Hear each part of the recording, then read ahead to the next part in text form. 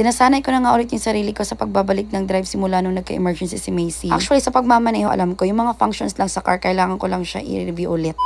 Daily vlog ulit tayo. Kaya pa ba from 1 AM natatapos ng live selling? Monitoring plus video editing na natatapos ng 6 to 7 AM? Kakayanin. Si Madam Sana all to eh. Bale guys, mag-grocery nga pala kami at eto, pinapractice ko na din sarili ko mag-park ng paatras. Pero this time, may nag-a-assist sa akin. Kung nakuha ko last time mag-park ng paatras alone, well, wala din naman kasi ako katabing sasakyan nun. This time, etong pinili ko is nakapalaman talaga ako. Actually, ibang way ang pagtuturo sa akin ni Habi ng pag-park ng paatras compared sa natutunan ko ng driving lesson. Pero matagal na yung second year college pa ako noon, hindi ko na yun maalala. Hindi ko na nga maalala, saglit lang ako hindi nakapag-drive. Yung dati pa kaya na ilang years na, pero naalala ko magkaibang way.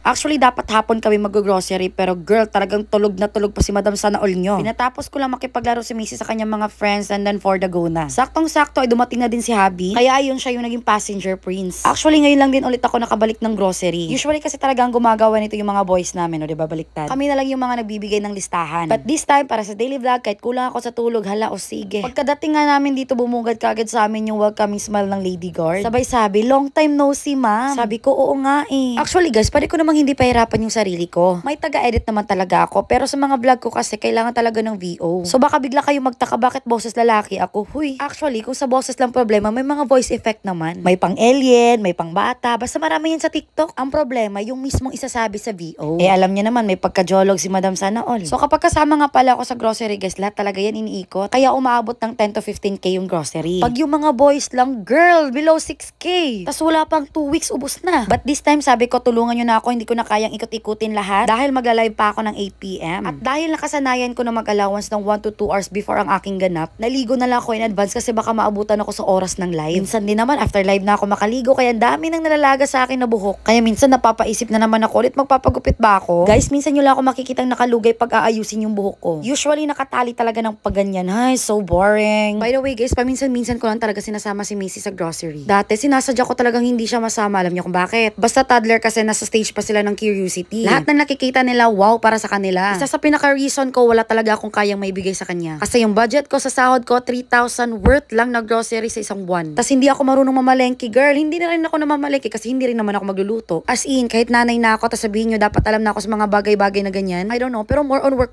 talaga ako. Actually, idol ko si mama, magaling sa negosyo and wife material. Ako isa lang talaga, girl. Pero feeling ko, pag nagkaroon ako ng sarili kong bahay, tas maganda yung kusina ko, feeling ko matututo din ako. So, kailangan pa dapat maganda ang kusina? I don't know, hindi ko din alam. Basta yun yung nafe-feel ko. Alam nyo ba guys, na-monetize yung account ni Habi na Chef Maldito? And yes, literal na maldito siya sa kusina. Pero girl, never pa siya nag-upload doon na nagluto. Wanna know why? Gusto niya ng magandang kusina. Sabi ko, oh my God, matagal pa yun. Alam nyo ba guys, just recently, naghahunt kami ng mga bahay na matatawag na talaga naming amin. As in, like, very excited na ako na sabi ko, kaya ko na. Pero ayoko yung i-build pag gusto ko yung buo na. Yung nilipat na lang kami. Tas nag-add to favorites na ako ng mga gusto ko ipang-design sa bahay. Kasi finally, makakabili na ako ng ganyang gamit. Kasi ito talaga sabi sa akin ni mama, kapag renter ka pa, wag ka munang bumili ng mga gamit ng mga bagay-bagay. Tas wag mong pagandahin kung umuupa ka lang. Pintura dito, pintura dyan. Kaya hanggang ngayon, kahit sobrang andami ko nang pinagsha-shopping, hindi pa rin ako makakabili ng cabinet. Kahit gusto ko na. Kasi naalala ko na naman yung sinabi ni mama. At magko-cost lang yan lalo kung lilipat ka na. Alam nyo ba kung ilang taon na tong Durabox ko dito sa bahay? 11 years! Yes girl, 11 years! Layas pa ako nung panahong nabili ko to. Year 2013, month of November. Tas biglang na-stop yung pag-hunt namin sa bahay. Nung nabasa ko sa Facebook yung Rich Daddy, Poor Daddy. Kasi girl, liability ang bahay, dead investment siya. Dapat mas marami pa rin pinapasok na pera kesa nilalabas. Kung bariya na lang para sa'yo yung mga bahay, then that's the time you can buy. We're talking 25 to 30 years here na magbabayad ka, girl. And hindi natin malalaman ng panahon. Nagnenegosyo ka para ibayad sa bahay. Hindi tataba yung negosyo mo. Ikaw ang tataba at ang bahay mo. Tas iiwan ka lang din ng bahay kapag hindi ka nakabayad. Kaya kapag nagnenegosyo ka, ibalik mo yung kita mo sa negosyo para lumaki siya. Kaya separate account yan para hindi mo magamit kasi once na-consume mo yan, naku pati kapital, bye-bye na. Kaya sabi ko, di ba, magre-rent na lang muna ako. Kaya I was thinking, sinadya yun ni Lord na mabasa ko. Para hindi masayang yung mga effort ko if ever na mapunta lang siya sa wala. So thank you Lord for saving me again this time. Kaya di ba, mag-rent muna, hindi natin ipipilit kung hindi pa talaga kaya. Malay natin, baka kayang i-cash na. Kaya work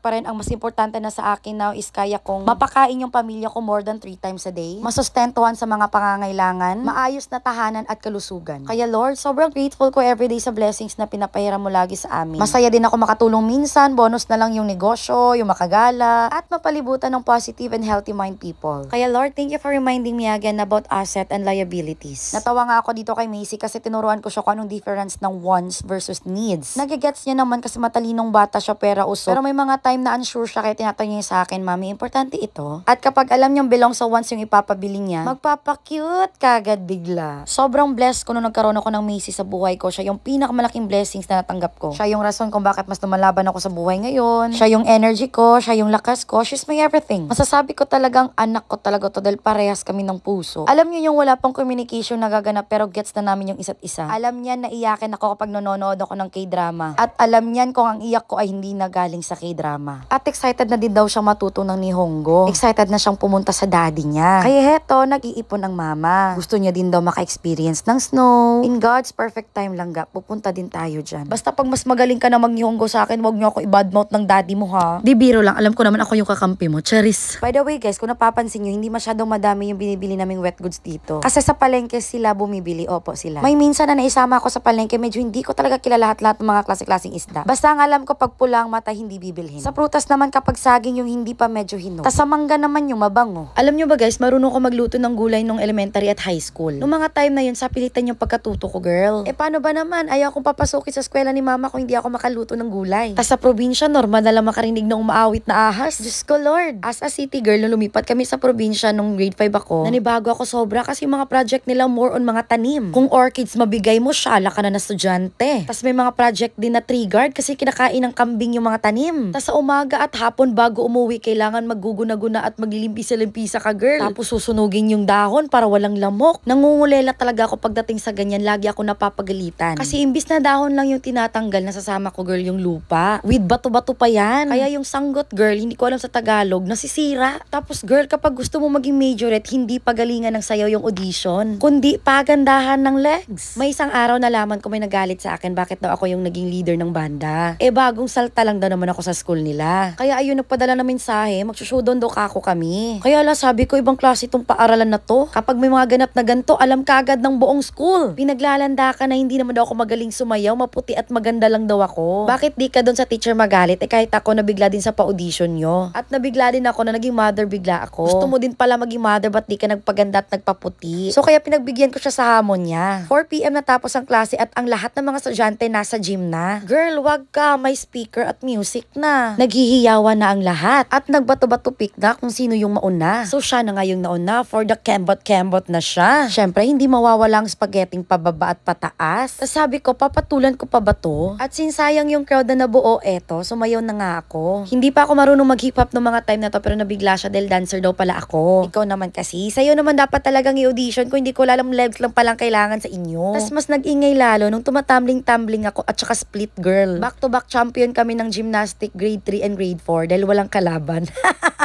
Pero totoo, nagsa-champion kami ng walang kalaban but it doesn't mean na hindi kami capable. We still need to perform at kailangan eksakto 3 minutes matapos yung music. At dapat walang bolang malaglag kapag inihagis sa taas at sasaluin gamit ang tiyan, makipagsabayan sa galawan ng ribbon at bawal ma-outbalance. At hindi ko in-expect na after ko siyang pinagbigyan, umiyak siya sa aking harapan. Wala naman talaga akong intention sana na labanan siya or mapahiya siya. Gusto ko lang matigil yung mga chismis na baka daw may backer ako. Pero bago pa man natapos yung mga ganap na yon, pinaalala ko lang sa lahat na ayaw ko ng gulo, andito ako para mag-aral. Kaya simula naging friend ko lahat, tas ako ang nagiging pambato kapag may showdown sa ibang school. Girl, naabutan ko pa yung 2 pesos na pamasahe. 10 pesos ang baon namin ni Bunso everyday, tapos back and forth 4 pesos na pamasahe, kaya naglalakad na lang kami. Kasi 6 pesos na lang matitira, anong mabibili namin doon? Grabe yung disiplina sa amin ni mama ng mga time na yun, at bago ko lang nalaman kung anong reason kung bakit niya kami ginaganon. Ginaganon talaga, girl. Awang-awa. Hindi. Nagka-problema pala sa negosyo namin ng time na yun, hindi niya lang pinapaalam sa amin. Kasi gusto niya mag-focus kami sa school. Gusto niya lang daw ipaalam sa amin anong buhay ng probinsya. Anong buhay nila dati, nung mga bata pa sila, para daw at least alam lang namin. At doon ako nagsimulang magbenta, frutos, girl.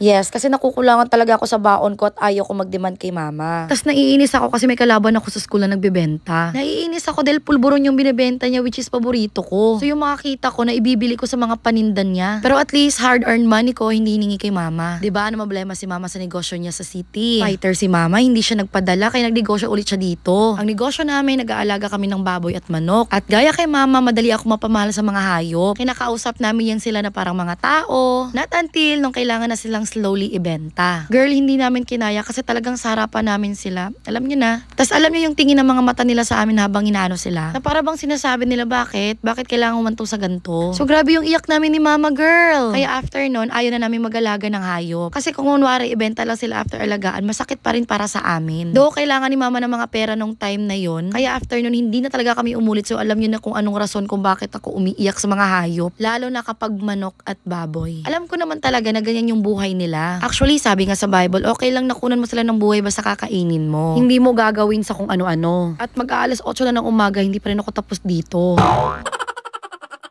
Ano pa kayang story ang isi-share ko? Ang hirap ipagsabay ng brand owner, vlogger, at video editor. Pero di bali na, dito din naman ako masaya. Ito kaya ang hiniling ko kay Lord na magkaroon ng trabaho na lagi makakasama yung anak ko. Walang ibang amo kundi ako unless pag may magpapapromote. Syempre, babayaran ako so kailangan ko i-follow yung mga gusto nila. Pero panandali ang amo lang yan. Amo pa rin ako sa sarili kong buhay. Tas maganda din yung mga ganyan, building connections din yan. Tas maganda din kapag kapanegosyante yung kausap mo. Marami kang matutunan, kaya mabubusog talaga yung isip mo. Mag-share kayo ng experience sa each other, ideas, ika nga, feed your brain. And konti na lang talaga, matatapos na tayo dito. And flex ko lang dito na area, pang US style kasi talagang aurahan dito. Actually, ang sarap tumira dito kasi condo lang merong pwedeng pagtirahan dito. At takot akong tumira na may mga floor lalo na't may anak pa ako. Takot ako baka biglang maglindol, tas hindi ko siya kasama. Basta praning ako sa mga ganyan. Ang ganda kasi dito, may sea view. Pagbaba mo, may fitness gym, grocery store, bangko. As in like spoon feed na lahat dito. O siya, finally makakatulog na ako. Thank you!